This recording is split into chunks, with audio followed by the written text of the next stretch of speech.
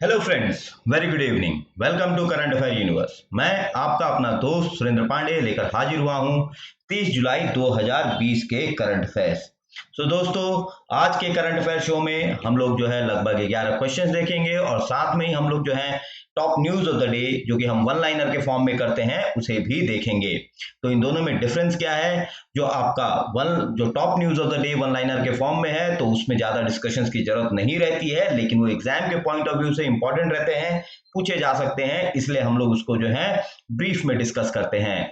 दूसरा धड़ा जो कि करंट अफेयर क्वेश्चन आंसर है वो हम डिटेल में डिस्कस इसलिए करते हैं क्योंकि वहां से बहुत सारे रिलेटेड क्वेश्चंस भी जो है आपके एग्जाम्स में पूछे जा सकते हैं। ठीक है दोस्तों, इसके अलावा दोस्तों ये जो हमारा करंट अफेयर यूनिवर्स द्वारा करंट अफेयर शो है ये आपके किसी भी एग्जाम, चाहे वो यूपीएससी हो, एसएससी हो या बैंकिंग हो या जो भी जीके या करंट अफेयर में इंटरेस्टेड है, ये सबके लिए जो है समान रूप से एप्लीकेबल है। ठीक है दोस्तों, तो चलिए शुरुआत करते हैं अपने करंट अफेयर शो का। किससे? तो अपना top news of the day से। लेकिन उससे पहले आप लोगों को मेरे चैनल को सब्सक्राइब करना है, वीडियो पसंद आए तो लाइक करें, शेयर करें, और जी हाँ, ये अपने दोस्तों के साथ भी शेयर करें, रिलेटिव्स के साथ भी, और किसी भी स्टडी ग्रुप में जो जहां पे आप मेंबर हैं वहां पे शेयर करें जिससे कि मैक्सिमम लोगों को बेनिफिट पहुंचे। और आपको बेल आइकन दबाना है जिससे कि हमारा जो लेटेस्ट वीडियो है आपके पास सबसे पहले पहुंचे। ओके, तो चलिए बढ़ते हैं किसकी तरफ? One liner of the day या top news of the day की तरफ। तो सबसे पहला जो one liner of the day है वो क्या है? आपके सामने है, तो वो है unlock 3 guidelines to come into force from August 1। तो जो अनलॉक 3 गाइडलाइन है केंद्र सरकार ने जारी कर दिया है और वो 1 अगस्त 2020 से जो है पूरे देश भर में लागू हो जाएगा। अब इसमें क्या है? इसमें खास बात क्या है कि इसमें आपका मेट्रो, स्कूल, कॉलेजेस ये नहीं खुलेंगे, मेट्रो अभी भी बंद रहेगा। और इसके अलावा जो है कंटेनमेंट जोन में थोड़ी सी छूट दी गई है, जिम है वो भी खोला जा सकता है, और जो नाइट कर्फ्यू है उसे कंप्लीटली हटा दिया गया है। किसको? तो नाइट कर्फ्यू को। ठीक है। दूसरा, Madhya Pradesh conduct sero surveillance study in Indore, Bhopal and Ujjain.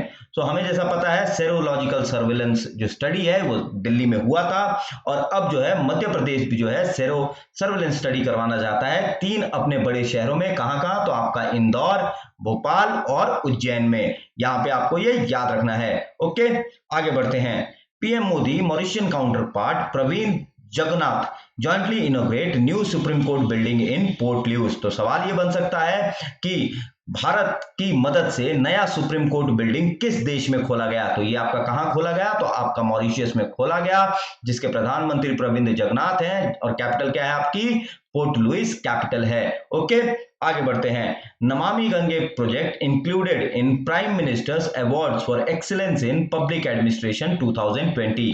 तो ये जो है prime minister award for excellence in public administration, इसका जो है 2020 के लिए रीस्ट्रक्चरिंग किया गया। क्या किया गया? तो रीस्ट्रक्चरिंग किया गया, और उसके तहत क्या है कि prime minister award for excellence in public administration 2020 जो कि आपका 31 अक्टूबर को दिया जाएगा। कब दिया जाएगा? तो आपका 31 अक्टूबर को, जो कि देश भर में किस रूप से मनाया जाता है? आपका राष्ट्रीय एकता दिवस, क्योंकि इसी दिन जो है सरदार वल्लभ भाई पटेल, जिन्हें हम आयरन मैन ऑफ इंडिया के नाम से भी जानते हैं, उनका जन्मदिन है 31 अक्टूबर। तो जो ये दिया जाने वाला है अवार्ड, उसमें इस बार जो है नमामि गंगे के लिए जिन भी ब्यूरोक्रेट्स ने बढ़िया काम किया होगा उनको भी पुरस्कृत किया जाएगा। अब जब नमामि गंगे की बात हुई है तो नमामि गंगे जो है 2015 में आया था। कब आया था? 2015 में इसको लॉन्च किया गया था, और इस पे जो कुल लागत थी वो कितनी थी? 20,000 करोड़ रुपए की कुल लागत थी। कितनी? तो 20,000 करोड़ रुपए की। और ये जो नमामि गंगे है ये national mission on clean Ganga का सबसे अभिन्न अंग है, जिसके national mission on clean Ganga के डायरेक्टर जनरल कौन है ये भी आपको पता होना चाहिए। तो इसके डायरेक्टर जनरल है राजीव रंजन मिश्र। कौन? तो राजीव रंजन मिश्र। ठीक है दोस्तों, अब इसके अलावा prime minister award for excellence in public administration ये किस वर्ष में जो है इसका गठन हुआ था? तो इसका गठन जो हुआ था 2006 में। कब हुआ था? तो 2006 में। ओके, आगे बढ़ते हैं। Asian development bank approves $3 million grant to India under CARES programme. तो ये जो केयर्स प्रोग्राम है ये कोविड-19 से निपटने के लिए एक फंडिंग प्रोग्राम है। किसका?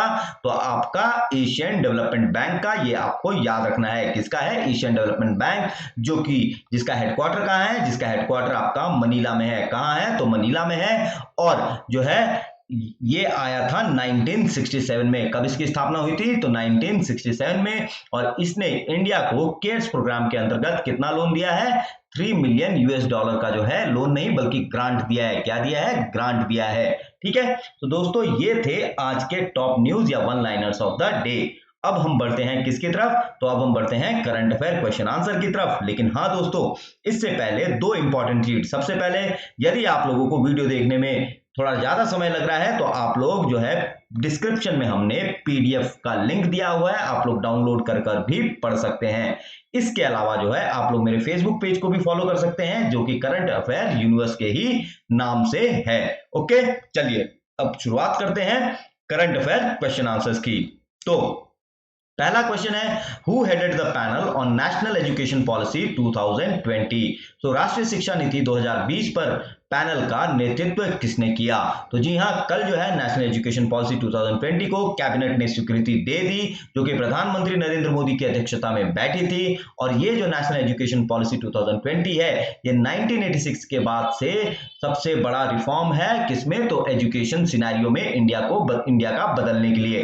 ठीक है, तो इस नेशनल एजुकेशन पॉलिसी 2020 का जो है इस पैनल का जो गठन हुआ, उसके मुखिया कौन थे? तो वो थे आपके करेक्ट ऑप्शन बी, के कस्तूरी रंगन, जो कि इसरो के फॉर्मर चेयरमैन है। ठीक है, और इसके अलावा जो है इससे पहले ये जवाहरलाल नेहरू यूनिवर्सिटी के चांसलर थे और अभी ये यूनिवर्सिटी ऑफ राजस्थान के चांसलर हैं। किसके हैं? यूनिवर्सिटी ऑफ राजस्थान के चांसलर हैं। ठीक है, अब यहाँ पे बाकी जो ऑप्शंस हैं उनके बारे में भी मैं थोड़ा सा आपको बता देता हूं।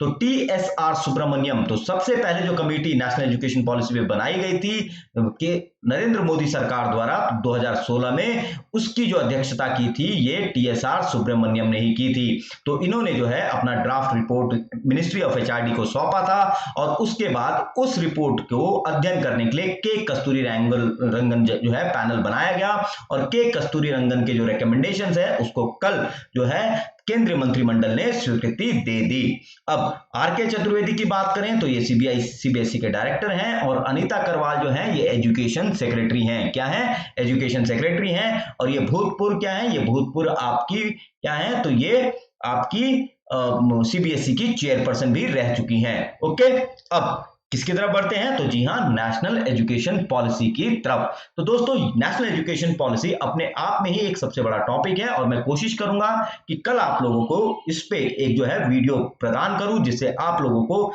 नेशनल एजुकेशन पॉलिसी 2020 और नेशनल एजुकेशन पॉलिसी 1986 के बीच का अंतर समझे और कैसे जो है ये नेशनल एजुकेशन पॉलिसी 2020 एक जो है वाटरशेड रिफॉर्म है एजुकेशन सिनेरियो को सुधारने का इंडिया में। लेकिन आज जो है हम क्या करेंगे? आज केवल जो है मुख्य हाइलाइट्स को देखेंगे, मेन पॉइंट्स को देखेंगे। ठीक है, तो मेन पॉइंट्स क्या है? सबसे पहले ये 1986 के नेशनल एजुकेशन पॉलिसी को रिप्लेस करेगा और इसी के साथ ही ये 10+2 फॉर्मेट को रिप्लेस करके 5+3+3+4 फॉर्मेट लाएगा। अब ये 5+3+3+4 फॉर्मेट क्या है? तो ये है आपका 5 का मतलब है 3 to 8 यानी कि 3 साल से 8 साल के बच्चों के लिए। फिर उसके बाद 3 का मतलब है आपका 8 साल से 11 साल। उसके बाद तीसरे 3 का मतलब है 11 साल से 14 साल और जो लास्ट 4 है उसका मतलब है 14 साल से 18 साल। ठीक है, तो आपको ये फॉर्मेट समझ में आ गया, 5+3+3+4। ओके, अब आगे बढ़ते हैं अगले पॉइंट पे। क्या है? ये जो है ये 4 फाउंडेशनल पिलर्स पे खड़ा है, बल्कि 4 नहीं 5 फाउंडेशनल पिलर्स पे खड़ा है। तो ये जो नेशनल एजुकेशन पॉलिसी है इसके 4 मुख्य पिलर हैं। ये क्या है? सबसे पहले एक्सेस है, दूसरा इक्विटी है, तीसरा क्वालिटी है, चौथा अफोर्डेबिलिटी है और पांचवा अकाउंटेबिलिटी है। ठीक है, क्या क्या है? एक्सेस, इक्विटी, क्वालिटी, अफोर्डेबिलिटी और अकाउंटेबिलिटी। और इसी के साथ ही जो सस्टेनेबल डेवलपमेंट गोल है आपका, ये उसको अचीव करने के लिए क्या है? उससे समझ लीजिए उसके समन्वय में ही ये है। ठीक है, it is basically within the purview of the sustainable development goal 2030। Okay, आगे क्या बोलता है ये कि gross enrolment ratio higher education में, क्या gross enrolment ratio higher education में 26.3% से बढ़ाकर कितना करना है, 50% करना है। कब तक करना है, तो 2035 तक। ये आपको याद रखना है, आंकड़े तो आपको बिल्कुल भी नहीं भूलने हैं। आप बेशक कुछ भी भूल जाएं, लेकिन आंकड़े आपको नहीं भूलने हैं। और यूपीएससी वालों, आप लोगों को तो जो स्टेटमेंट है, जो फैक्ट्स हैं, वो नहीं भूलने हैं और कॉन्सेप्ट्स नहीं भूलने हैं। ठीक है, अब अगला क्या है, ये बोलता है कि हायर एजुकेशन के लिए जो है higher education commission of India जो है उसकी स्थापना करेगा, जो पूरे इंटायर हायर एजुकेशन को क्या करेगा, एक अम्ब्रेला एजेंसी होगी जो रेगुलेट करेगा। ओके, इसके अलावा 2030 तक जो है जो भी टीचर हैं उनको मिनिमम डिग्री क्वालिफिकेशन जो चाहिए होगी, वो क्या चाहिए होगी, 4 साल का इंटीग्रेटेड बीएड कोर्स जो है उनको पूरा करने पड़ेगा, तभी जो है वो टीचर बन सकेंगे। इसके अलावा जो है ये 100% यूथ एंड एडल्ट लिटरेसी को अचीव करना चाहता है नेशनल एजुकेशन पॉलिसी। इसके अलावा जो है ये 6% ऑफ जीडीपी जो है ये अचीव करना चाहता है, एजुकेशन सेक्टर में इन्वेस्टमेंट करना चाहता है। कितना, तो 6% ऑफ जीडीपी, जो कि अभी लगभग जो है 1.5 से 2% के बीच में है। अब दोस्तों यहाँ पे जब 6% ऑफ जीडीपी की बात हुई है, तो 6% ऑफ जीडीपी मैं आपको यहाँ पे बता दूं कि सबसे पहले कोठारी कमीशन ने 1950 के दशक में कहा था कि एजुकेशन पे हम लोगों को 6% ऑफ जीडीपी खर्च करना है। और अब जाके कहीं लग रहा है कि ये ड्रीम पूरा हो सकता है इस नेशनल एजुकेशन पॉलिसी के अंतर्गत। ओके, इसके अलावा क्या है, ये एक नया नेशनल असेसमेंट सेंटर परख की भी स्थापना करेगा। किसकी, तो परख की स्थापना करेगा। और ये नेशनल असेसमेंट सेंटर जो है अब क्या है कि 3 साल तक जो है कोई भी एग्जाम नहीं होगा। फिर 3 साल पे एक स्कूल एग्जाम होगा, 5 साल पे होगा, 8 साल पे होगा, और उसके बाद 10वीं और 12वीं में बोर्ड जो है एज इट इज होगा।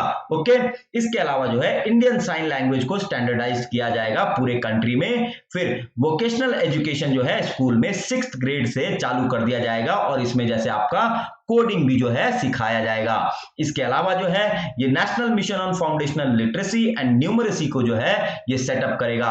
इसके अंतर्गत क्या है कि 3 साल तक के बच्चों को ये 2025 तक, कब तक, तो 3 साल के बच्चों को 2025 तक जो है क्या करेगा, universal attainment of foundational literacy और न्यूमरेसी का ज्ञान देगा।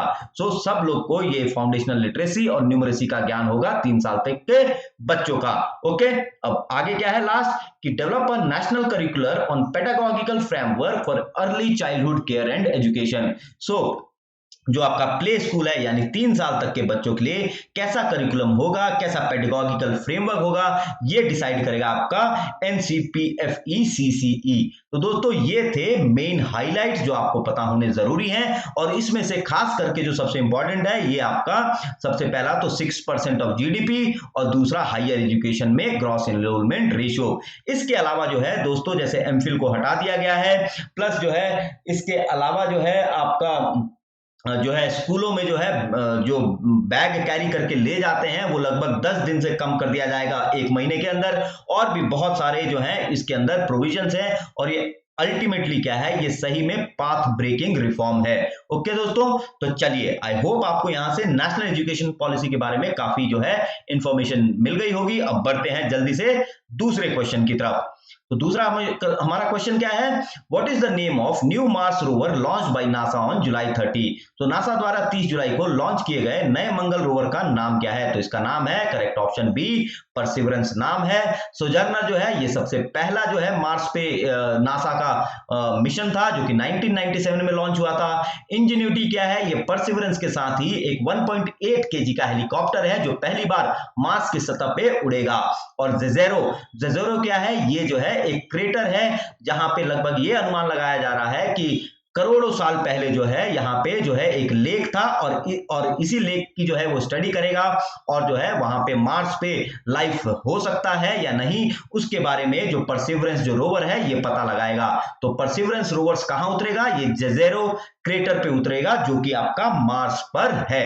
अब दोस्तों क्या है कि अभी जुलाई के ही महीने में और 2 देशों ने जो है मार्स पर मिशन भेजा है। तो आपका एक पहला तो है चाइना और दूसरा कौन है, तो दूसरा है आपका यूएई यानी कि यूनाइटेड अरब अमीरात, जिसने कि जापान की मदद से जो है क्या भेजा, मार्स पर पहला अपना जो है एयर स्पेसक्राफ्ट भेजा। और वो अरब कंट्रीज में भी सबसे पहला इंटरप्लैनेटरी मिशन है। कौन सा, तो होप, या आपका उर्दू में कहें तो अमल, अमल या होप। ठीक है, चलिए अब आगे बढ़ते हैं अगले क्वेश्चन पे।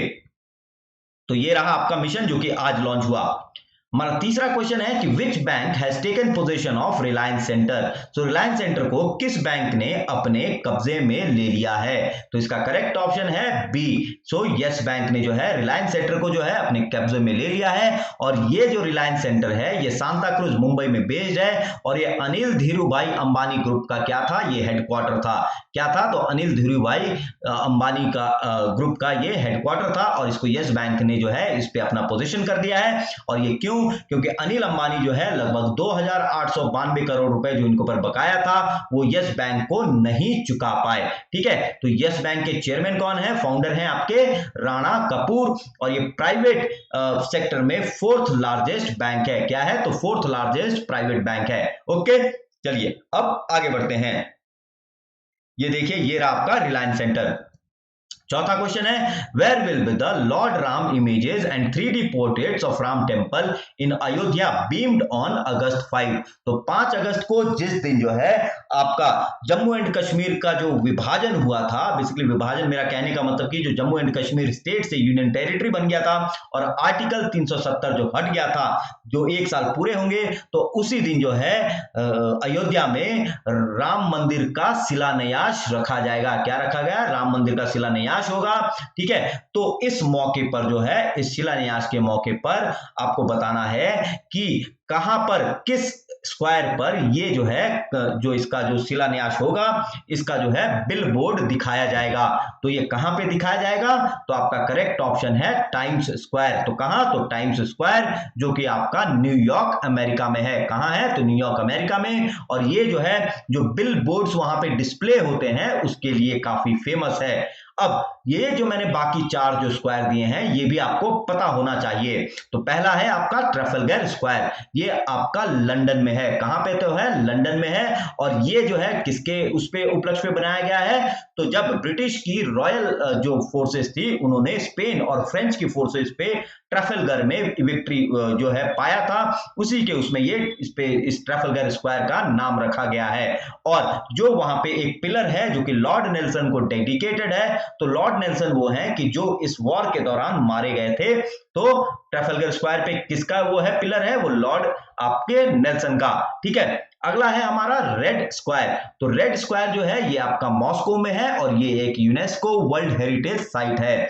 और आपका ग्रैंड प्लेसेस ये आपका कहां है, ये आपका बल्गेरिया में है और ये जो है वर्ल्ड के सबसे ब्यूटीफुल आपके स्क्वायर्स में आता है। कौन सा, तो ग्रैंड प्लेसेस। अब इसके अलावा जो है आपका तियानमेन स्क्वायर भी है जो कि चाइना में है और वो बेसिकली फेमस किस लिए है, तो आपका डेमोक्रेटिक प्रोटेस्ट के लिए। जब 1989 में वो प्रोटेस्ट 87-89 में वो प्रोटेस्ट हुआ था तो चाइना ने वहां पे टैंक भेज के जो है उस प्रोटेस्ट को खत्म किया था। लेकिन उसी दौरान एक आदमी जिसको हम लोग टैंक मैन के नाम से जानते हैं, किस नाम से जानते हैं, टैंक मैन के नाम से जानते हैं, और जो फोटो ऑफ द सेंचुरी के रूप में फेमस हुआ था, तो वो कहां पे हुआ था वो घटना, तो वो आपका तियानमेन स्क्वायर बीजिंग चाइना में। ठीक है, चलिए अब आगे बढ़ते हैं।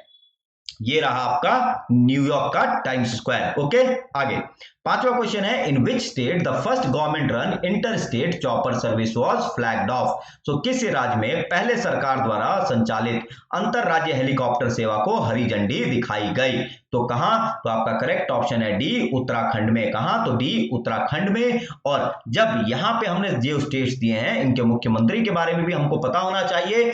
तो उत्तराखंड के मुख्यमंत्री हैं त्रिवेंद्र सिंह रावत और गवर्नर हैं बेबी रानी मौर्य।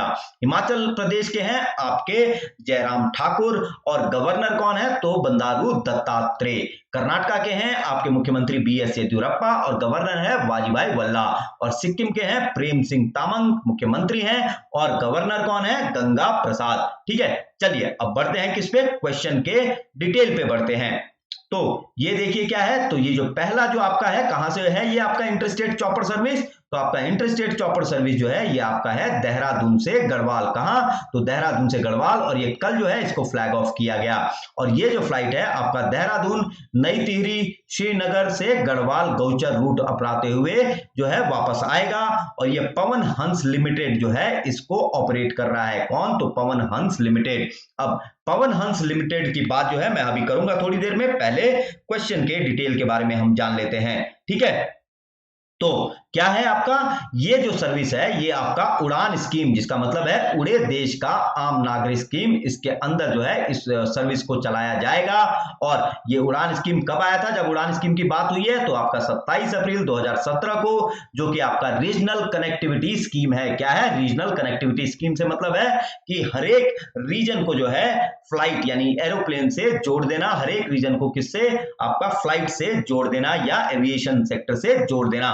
ठीक है, और पवन हंस लिमिटेड ये 1985 में आया था, इसका हेडक्वार्टर नोएडा में है और संजीव राजदान अभी इसके चेयरमैन हैं। ठीक है, तो दोस्तों ये था आपका इस क्वेश्चन से रिलेटेड जानकारी। और एक और जो जानकारी ये है कि ये जो सर्विस चालू किया है, ये 4 धाम जो है आपका गंगोत्री, केदारनाथ, बद्रीनाथ और यमुनोत्री, इनको भी जो है क्या करेगा, यहाँ पे टूरिज्म को प्रमोट करेगा।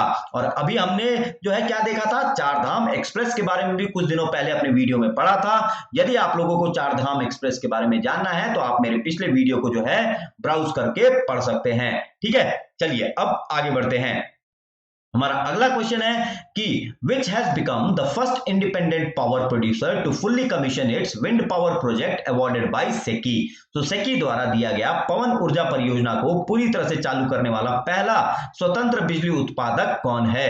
तो इसका करेक्ट ऑप्शन है सेम्बकॉप इंडिया एनर्जी लिमिटेड, यानी कि सी जो है करेक्ट ऑप्शन है। ये जो है सिंगापुर बेस्ड फर्म है, उसका ये इंडिया सब्सिडरी है। और SECI यानी कि SECI का मतलब क्या है, SECI का मतलब है आपका solar energy corporation of India. इसने जो है विंड पावर प्रोजेक्ट्स के लिए पहले 3 जो ऑक्शन किए थे उसमें जो है सेम्बीकॉप ने जो है उन 3 को जो है जीता था। और इसने जाके क्या किया कि इन तीनों प्रोजेक्ट को जो है कंप्लीट कर दिया है। और इसके साथ ही ये पहला इंडिपेंडेंट पावर प्रोड्यूसर है जिसने कि सेकी द्वारा अवॉर्डेड जो विंड पावर प्रोजेक्ट्स हैं उनको टाइम से कंप्लीट किया।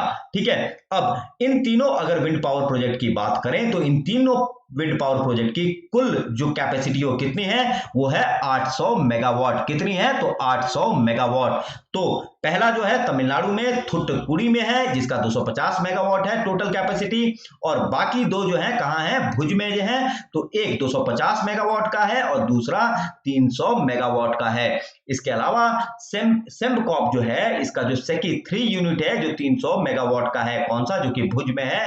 ये देश का पहला ऐसा जो है विंड पावर प्रोजेक्ट है जिसमें ऐसा एक विंड टरबाइन यूज किया गया है जो कि लो विंड पे भी काफी इफेक्टिवली काम करेगा, लो विंड स्पीड्स पे भी काफी इफेक्टिवली काम करेगा। ये भी आपको याद रखना है। ठीक है, और इसके एमडी कौन है, मैनेजिंग डायरेक्टर, तो इसके मैनेजिंग डायरेक्टर हैं विपुल तुली। कौन है, तो विपुल तुली किसके, सेम्बकॉप एनर्जी इंडिया लिमिटेड के। ठीक है दोस्तों, अब जब विंड पावर की बात हुई है तो हमको थोड़ी कुछ जानकारी पता होना चाहिए। तो पूरे विश्व में भारत जो है विंड पावर जनरेशन के मामले में चौथा है। कितने स्थान पे है, चौथे स्थान पे है। और टोटल कैपेसिटी कितनी है, 37.5 गीगावाट कैपेसिटी है। और जो 97% ऑफ द पोटेंशियल है ये केवल 7 राज्यों में ही सीमित है। तो सबसे ज्यादा है आपका गुजरात में, फिर कर्नाटका, फिर महाराष्ट्र, फिर आंध्र प्रदेश, फिर तमिलनाडु, राजस्थान और मध्य प्रदेश। तो इन 7 राज्यों में ही 97% विंड पावर का जो है पोटेंशियल है।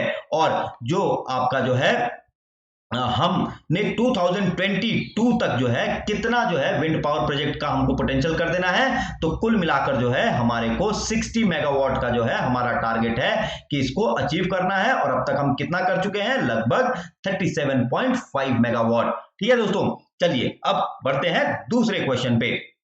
7वां क्वेश्चन है कि in which squadron of Indian air force the 5 Rafale jets will be inducted. तो आईएएफ के किस स्क्वाड्रन में 5 राफेल जेट्स को शामिल किया जाएगा। तो आप सब लोगों ने जो है राफेल जो है कल 29 जुलाई को अंबाला एयरबेस पे आया, सब लोगों ने देखा, काफी उसका वेलकम हुआ।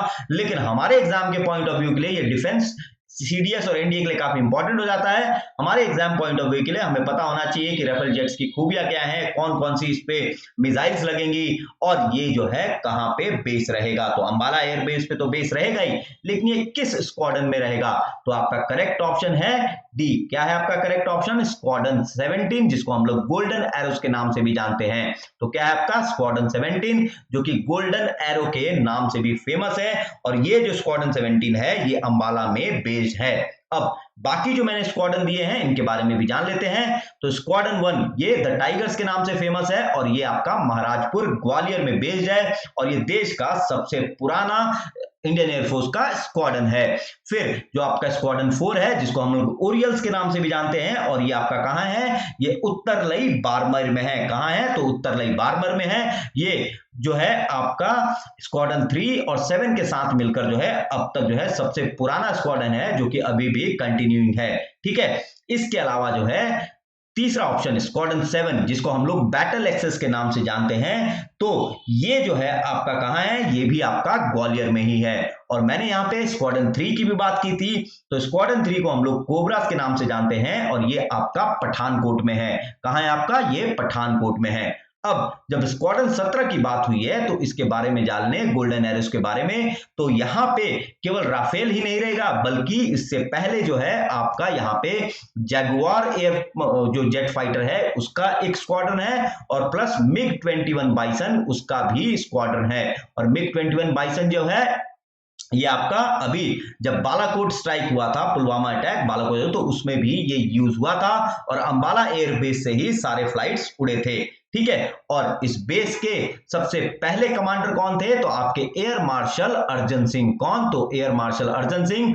और ये देश के सबसे पहले एयर मार्शल हैं कौन? तो अर्जन सिंह। ठीक है, अब तक क्या था? आर्मी में ही होता था फील्ड मार्शल और एयरफोर्स के सबसे पहले मार्शल कौन है? तो अर्जन सिंह। ठीक है, अब दूसरा क्या है? ये जो 5 राफेल जेट्स हैं ये कहां से टेक ऑफ किए? डेफिनेटली अंबाला में तो ये लैंड किए, लेकिन ये टेक ऑफ कहां से किए? तो ये कहां से किए? आपका मेरिग्नैक एयरबेस जो कि फ्रेंच पोर्ट सिटी बॉर्डियक्स में है। कहां से? तो आपका मेरिग्नैक एयरबेस से। ठीक है, अब इसमें कौन कौन सी मिसाइल लोड होंगी? तो आपका सबसे पहले एमबीडीए का Meteor beyond visual air to air missile और दूसरा आपका स्कैल्प क्रूज मिसाइल, ये हमेशा ही जो है राफेल जेट्स में रहेंगे। और तीसरा हम लोग कौन सा देख रहे थे? Hammer missile. ठीक है, अब किन्होंने जो है इस राफेल जेट को 7000 किलोमीटर दूरी से उड़ाकर लाया और काफी जो है काबिले तारीफ काम किया।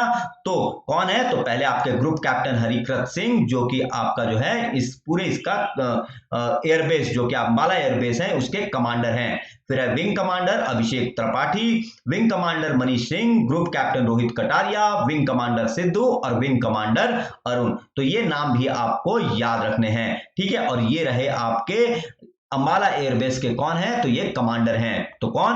आपका ग्रुप कैप्टन हरिकृत सिंह। ओके, आगे बढ़ते हैं। हमारा 8वां क्वेश्चन है, what is the name of new unique mutation of SARS-CoV-2 virus found by CSIR scientist? तो CSIR वैज्ञानिकों द्वारा पाया जाने वाला SARS-CoV-2 वायरस के नए अनूठे उत्परिवर्तन का नाम क्या है? तो उसका नाम क्या है? करेक्ट ऑप्शन है ए क्लैड IA3I। क्या नाम है? तो क्लैड I/A3I। ठीक है, ये जो है आपका कोरोना वायरस जो SARS-CoV-2 वायरस है उसका ये यूनिक म्यूटेशन है। ठीक है, और इसे जो है CSIR के जो CCMB यानी कि centre for cellular and molecular biology उनके साइंटिस्ट ने खोजा है, जिसके की डायरेक्टर कौन है? राकेश मिश्र। तो CSIR के CCMB के डायरेक्टर कौन है? राकेश मिश्र, जो कि आपका हैदराबाद में बेस्ड है। और ये बाकी जो ऑप्शन है जिसमें D614G है ये भी आपका क्या है? SARS-CoV-2 का क्या है? म्यूटेशन है। और ChAdOx जो है ये ऑक्सफोर्ड यूनिवर्सिटी द्वारा विकसित की गई कोरोना वायरस की वैक्सीन है। ठीक है दोस्तों, चलिए अब बढ़ते हैं अगले क्वेश्चन पे। हमारा अगला क्वेश्चन है कि who has been appointed chief of intelligence agency MI6? अब ये MI6 कहां की एजेंसी है? तो ये है आपका ब्रिटेन या यूनाइटेड किंगडम, ठीक है। तो खुफिया एजेंसी MI6 का प्रमुख किसे नियुक्त किया गया? तो किसे नियुक्त किया गया? करेक्ट ऑप्शन है आपका बी, रिचर्ड मूर। किसे? तो रिचर्ड मूर, और इन्होंने जो है एलेक्स यंग को रिप्लेस किया, ठीक है। किसको? तो एलेक्स यंगर को रिप्लेस किया, और ये फॉर्मर डिप्लोमेट हैं। कौन है? तो ये फॉर्मर डिप्लोमेट हैं रिचर्ड मूर, ठीक है। आगे बढ़ते हैं। अब है कि which two Indian origin experts are among the 86 individuals selected to the prestigious fellowship of British Academy? So British Academy के प्रतिष्ठित फेलोशिप के लिए चुने गए 86 व्यक्तियों में से कौन से दो भारतीय मूल के विशेषज्ञ हैं? तो करेक्ट ऑप्शन है आपका D, both A and B, यानी कि ए और बी दोनों। कौन कौन? तो होमी भाभा और गुरमिंदर भामरा। कौन? तो होमी भाभा और गुरमिंदर भामरा। तो आप यहां देख लीजिए, तो ये रहे गुरमिंदर भामरा, जो कि यूनिवर्सिटी ऑफ सुसेक्स में जो है आपके कल्चर स्टडीज के प्रोफेसर हैं, सोशियोलॉजी के प्रोफेसर हैं, और ये हैं आपकी होमी भाभा, जो कि कल्चर स्टडीज के प्रोफेसर हैं हार्वर्ड यूनिवर्सिटी में, और इनको ब्रिटिश अकादमी जो कि 1899 में आया था, उनके फेलोशिप के लिए सेलेक्ट किया गया है। तो कौन? गुरमिंदर भामरा और आपके होमी भाभा, ठीक है। आगे बढ़ते हैं। हमारा लास्ट क्वेश्चन है आज का कि which state lost the highest number of monthly wireless subscriber as per TRAI report? तो ट्राई की रिपोर्ट के अनुसार किस राज्य ने मासिक वायरलेस ग्राहकों की संख्या सबसे अधिक खो दी है? तो किसने खोई है? तो आपका करेक्ट ऑप्शन है सी, गुजरात। तो किसने? तो आपका गुजरात ने है जो है highest number of monthly virus जो है लॉस्ट किए हैं ट्राई के रिपोर्ट के अनुसार। अब ये ट्राई क्या है? तो ट्राई है आपका telecom regulatory authority of India, और ये जो है 1997 में आया था। कब? तो 1997 में आया था। तो यहाँ पे दोस्तों हमारा जो है करंट अफेयर का शो आज का समाप्त होता है। आप लोगों को हमारा करंट अफेयर शो कैसा लगा तो हमें जो है कमेंट बॉक्स में लिखकर बताएं, और जी हाँ, वीडियो पसंद आया तो जो है लाइक करना बिल्कुल ना भूलें, और सब्सक्राइब करना भी ना भूलें। Please please please do subscribe and do like our video. हमारा वीडियो देखने के लिए बहुत बहुत धन्यवाद। अलविदा, शुभ रात्रि।